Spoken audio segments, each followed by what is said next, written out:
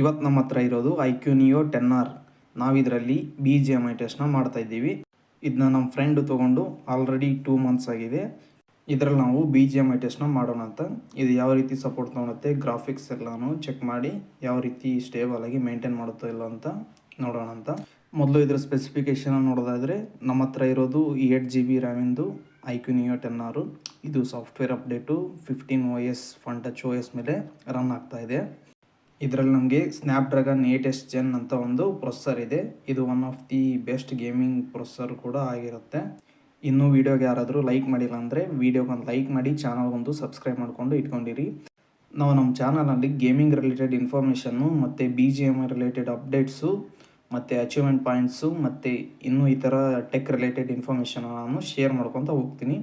ಅದಕ್ಕೆ ನೀವು ನಮ್ಮ ಚಾನಲ್ಗೊಂದು ಸಬ್ಸ್ಕ್ರೈಬ್ ಮಾಡಿಕೊಂಡು ಇಟ್ಕೊಂಡಿರಿ. ಎಲ್ಲರಿಗಿಂತ ಮುಂಚೆ ನೀವು ನೋಡ್ಬೇಕಂದ್ರೆ ಬೆಲ್ ಐಕನ್ನ ನೀವು ಕ್ಲಿಕ್ ಮಾಡಿಕೊಂಡು ಇಟ್ಕೊಂಡಿರಿ. ಬನ್ನಿ ವಿಡಿಯೋನ ಸ್ಟಾರ್ಟ್ ಮಾಡೋಣಂತೆ.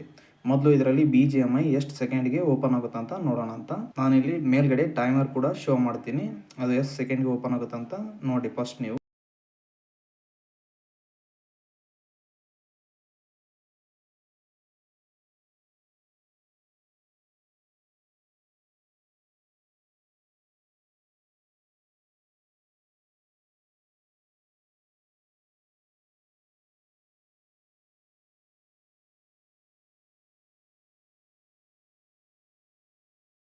ಅರೌಂಡ್ 26 ಸೆಕೆಂಡ್ಗೆ ಗೇಮ್ ಅನ್ನೋದು ಓಪನ್ ಆಯಿತು.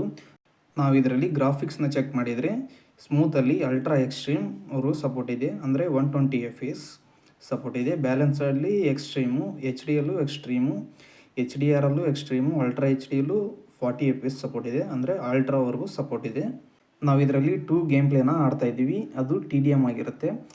ನಾನು ಈ ಗೇಮ್ ಪ್ಲೇನ TDMದು ಒಂದು ಸ್ವಲ್ಪ ಎಡಿಟ್ ಮಾಡಲಾರ್ದೇ ಆಗ್ತಾಯಿದ್ದೀನಿ, ಯಾಕಂದರೆ ನಿಮಗೆ ಎಲ್ಲಿ ಪ್ರಾಬ್ಲಮ್ ಆಗುತ್ತೆ ಅದು ಎಲ್ಲ ಶೋ ಮಾಡ್ತಾಯಿದ್ದೀನಿ. ಇದು ಎಲ್ಲ ಗೇಮಿಂಗ್ ಫೋನ್ ಇದೆ, ಆದರೆ ಯಾವ ರೀತಿ ಪ್ರಾಬ್ಲಮ್ ಇದೆ ಅನ್ನೋದು ಈ ವಿಡಿಯೋದಲ್ಲಿ ತಿಳಿಸ್ತಾ ಹೋಗ್ತೀನಿ. ಅದಕ್ಕೆ ನೀವು ಕಂಪ್ಲೀಟಾಗಿ ವಿಡಿಯೋನ ನೋಡಿರಿ, ಆಮೇಲೆ ನಿಮಗೆ ಅರ್ಥ ಆಗುತ್ತೆ.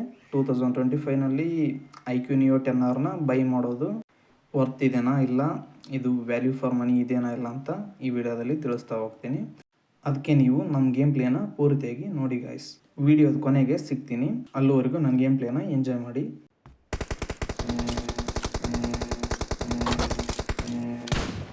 I need a weapon. Let's go.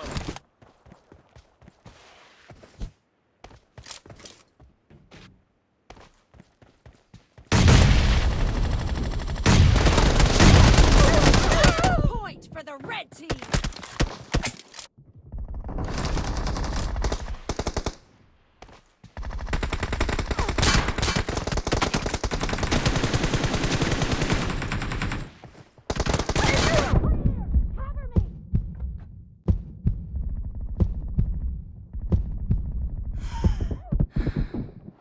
Watch out!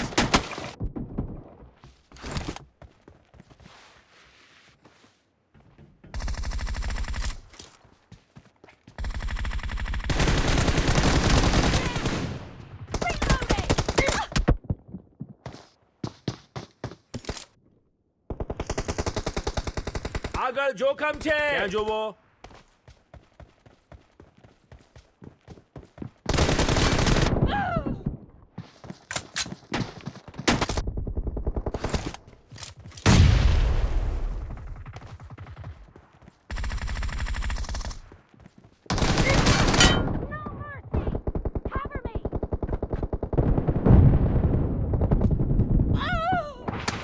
Defend the mark.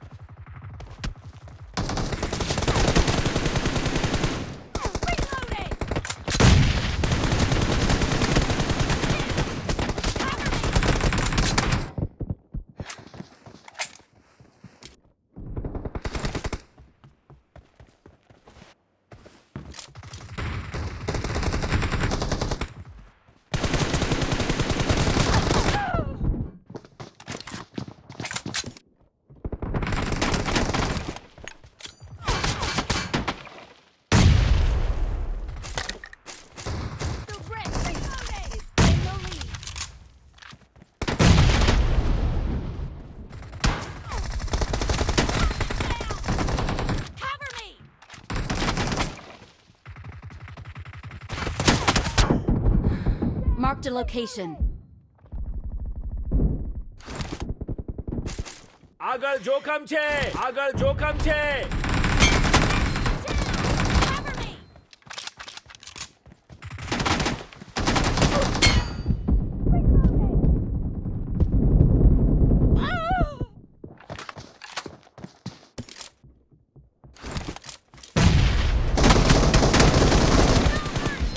Cover me!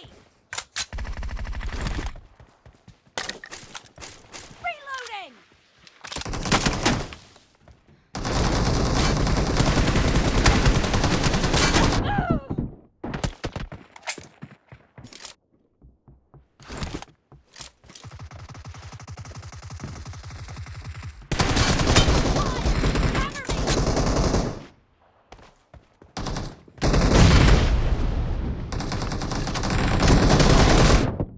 Watch out!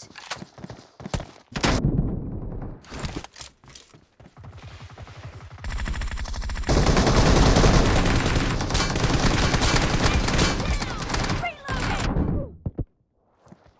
Attack the mark! Watch out!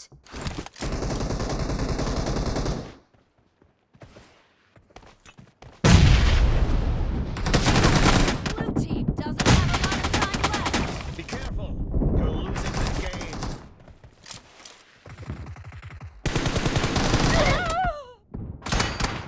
Watch out! Watch out! Free for the blue team! Blue team's આગળ જોખમ છે. આગળ જોખમ છે.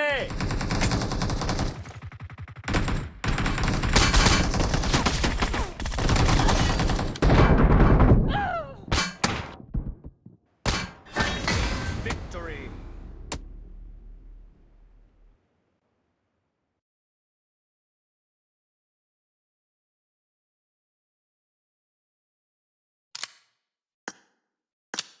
ಇದರಲ್ಲಿ ನಾವು second game play ಆಡಬೇಕಾದ್ರೆ volume ಅನ್ನೋದು ಒಂದು ಸ್ವಲ್ಪ ಪ್ರಾಬ್ಲಮ್ ಆಗ್ತಾಯಿತ್ತು ಫೋನಲ್ಲಿ. ಅದಕ್ಕೆ ನಾನು ಅದನ್ನ ಮ್ಯೂಟ್ ಮಾಡಿದ್ದೀನಿ. ಅದು ನಮಗೆ ಒಂದು ಸ್ವಲ್ಪ ಪ್ರಾಬ್ಲಮ್ ಆಗುತ್ತೆ ಇದು ಈ ಫೋನಲ್ಲಿ. ಅದು ಒಂದು ಮೇಜರ್ ಡಿಸ್ಅಡ್ವಾಂಟೇಜ್ ಆಗಿರುತ್ತೆ. ಇದರಲ್ಲಿ ಸೆಕೆಂಡ್ ಗೇಮ್ ಪ್ಲೇದು ಒಂದು ಸ್ವಲ್ಪ ಮ್ಯೂಟ್ ಇರುತ್ತೆ. ಅದಕ್ಕೆ ನೀವು ಈ ವಿಡಿಯೋನ ಫುಲ್ಲಾಗಿ ನೋಡಿ.